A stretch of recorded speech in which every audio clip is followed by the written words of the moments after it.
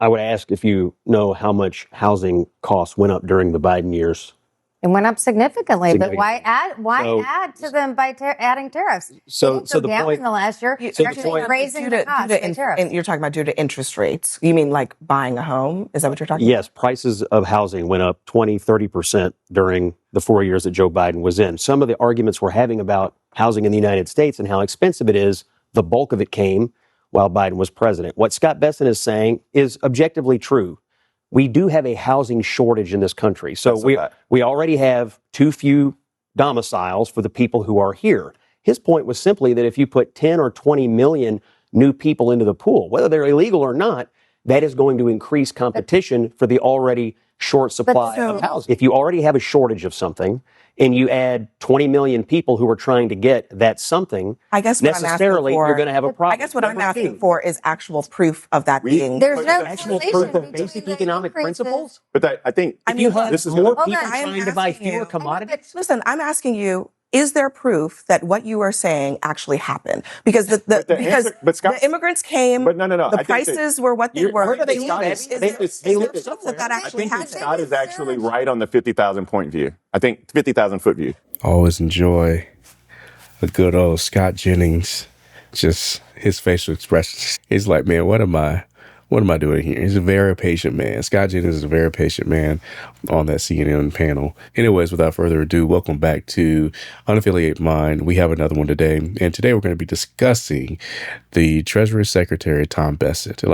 He has been on a roll. Like when he went through his latest hearing and he walked down pretty much every single one of the Democratic opposition, I would say, or the Democrats, opposition. But anyways, though, he's going head to head with Democrat Senator Lisa Blunt Rochester of Delaware.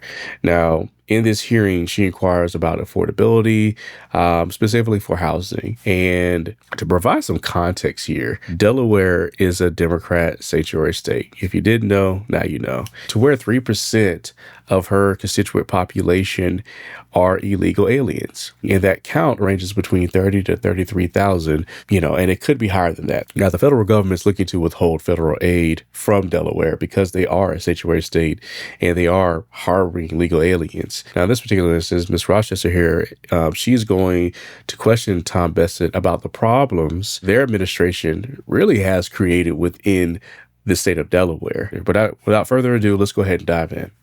Blunt Rochester.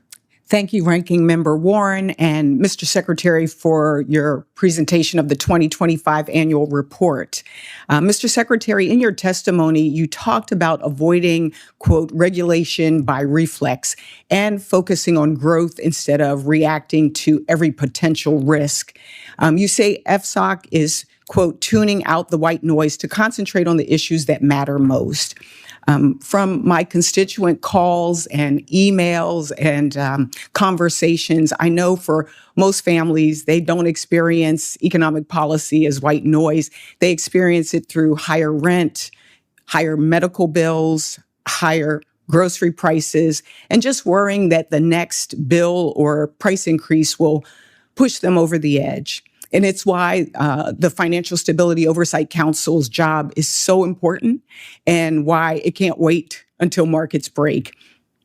Its job is to spot problems early before families pay the price.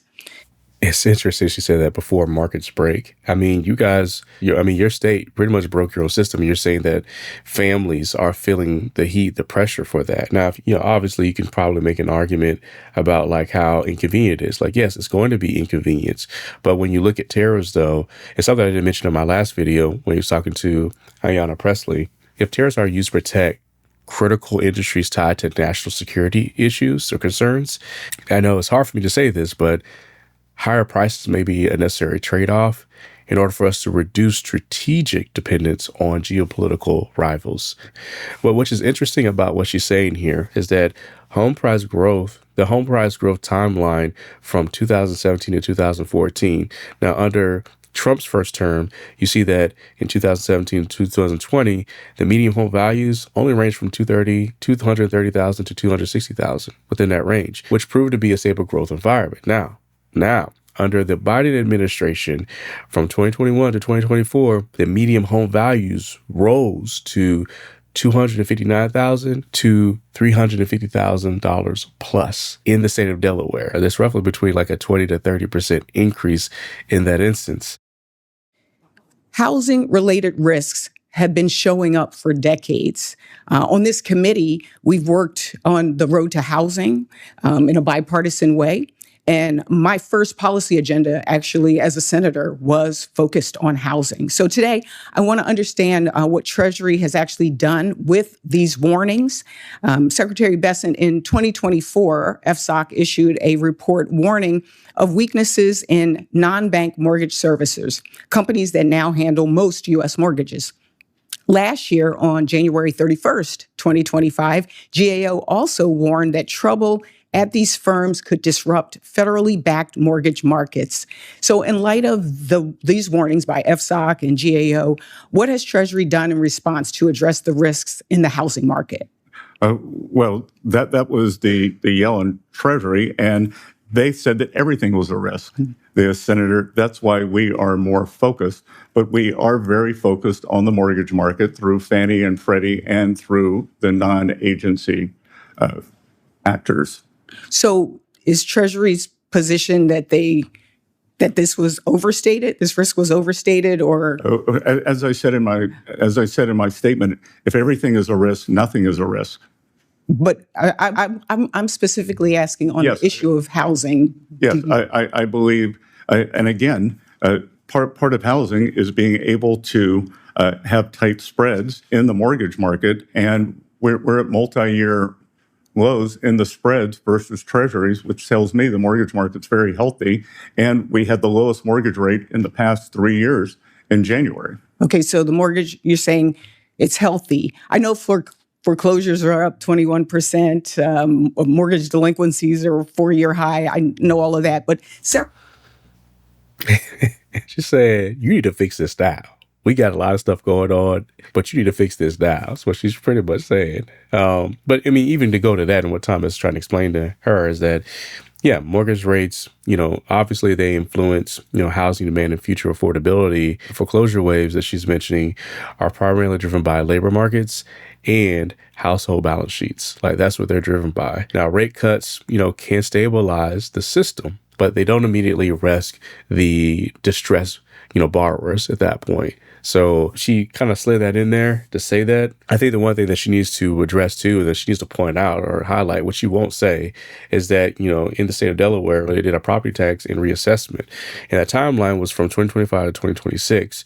Now, this was due to structural deficits and rising infrastructure costs, which resulted in, specifically 2025, first major statewide reassessments in decades. Okay, that's one thing. Also in 2025, there was a 23% tax increase in some areas. And then in 2026, they added an additional tax increase reported in certain jurisdictions. And also in 2025, commercial property tax rates initially set at 85% are higher than residential. That is phenomenal. So when you have a tax rate that can get that high on the commercial side or business side, it's gonna cause a strain. It's gonna cause a strain. Separately, your 2025 annual report notes that FSOC created a household resilience working group to identify early warning signs of household financial stress. It's my understanding that this working group was just created in December. Has it met yet? And what is it expected to produce? Again, it's exactly as it seems. It will be meeting monthly. It did not meet last month. And we want to look at the household balance sheets and understand, again, the question I got on consumer sentiment. Is it sentiment or is it reality? Where are the pressure points? Because we do want to help working Americans and spot problems early. So do you know what are the outcomes? What is it expected to produce? Or could you share that? Well, as it hasn't started yet, Senator, I would look forward to sharing the work product with you as we move through the year. I would hope there is a plan, because I know usually if you set up a group, there's a mission for the working group, there's a plan, a set of expectations. So look forward to hearing from you on that. If you were to, you mentioned in your testimony parallel interpretation bail us out. We're drowning. That's what I'm understanding. I hope you have a plan. And he explained, he outlined as far as like what they're, trying to look at in that particular situation. And I would say this, what Tom Bessent is trying to, articulate to the senator is that when affordability is driven by, sentiment, markets tend to self-correct. Okay. Now, when it's driven by household finances breaking down or household balance sheets breaking down, intervention becomes necessary at that point in time. Prosperity. And you mentioned Main Street and Wall Street. If you were to rate how Wall Street is doing on a scale of 1 to 10, 10 being it's doing well, and Main Street on a scale of 1 to 10, what would you rate them? She's not slick. I know what she's trying to do. She's trying to paint this narrative of Wall Street corporations, they're doing well, and the households, day-to-day people on the Main Street are not doing well. And because of that, this narrative setup is that you're supporting these individuals more. And she's trying to make that distinction between, where his position lies and also to, oppressors versus the oppressed lens. Like it's broken down to that, which is interesting that she's framed this question. She thinks she's slick, but she comes off very calm, nice. When you can't trust it, you can't trust a damn Democrat. I tell you what, man, trying to come off that way. But, yeah. I'm not going to speculate, but I will tell you the Wall Street Journal, not the Main Street Journal, criticized me for being a populist on my advocacy of Main Street. Smart. And look, Main Street got killed during the Biden administration. Wall Street did not. And I only have 10 seconds. You're trying to level. In my 10 seconds, I just want to say two things. Number one, this is now your watch. So I know there's been a lot of bringing up the Biden administration. This is now your watch a year later. And number two, families are truly hurting in this very present moment. So I look forward to working with you and finding out about particularly housing, because it's one of the number one issues in this country across the dais. Thank you, and I yield back. That was smart what Tom Bessent did. He's pretty much saying that Wall Street looks at me as a populist and say, hey, us versus them. Pivot's really good in that instance too. Well, and then he correlates the two. It's like, if you want to talk about that, we can talk about that. Wall Street under the Biden administration, they did well. Main Street did not do well. They were annihilated. And she quickly pauses there. She's like, no, we're not going to talk about that. And then she says, hey, it's your problem. Now you fix it. It's like Democrats make this issue, make it chaotic. And, oh man, the alarm bells are ringing. We're sinking. And now they want the Republicans to come in and fix it. They don't want to talk about the past. And it's interesting how she tries to put her constituents in there and use them like, hey, people are struggling. People are this, people are that. Get it 1,000%. But wage versus inflation, look at this. Under Trump's era, they said the real income growth spike in 2019 was roughly 12.4%. Nominal wages went up to 10%, which is great. Those are nominal wages. Under the Biden era, though, 2021 through 2024, nominal wages went up, which is good, by 15%. However, though, inflation went up by 17.9%, and it offset all of those gains. The senator and how their state is being run, that's where the real issue lies. You can't put everything on the federal government and shift the blame on them, being like, ooh, tariffs, ooh, home affordability, ooh, it's y'all's fault. It's like, no, it's not their fault. They're coming in, trying to figure things out and how to fix things.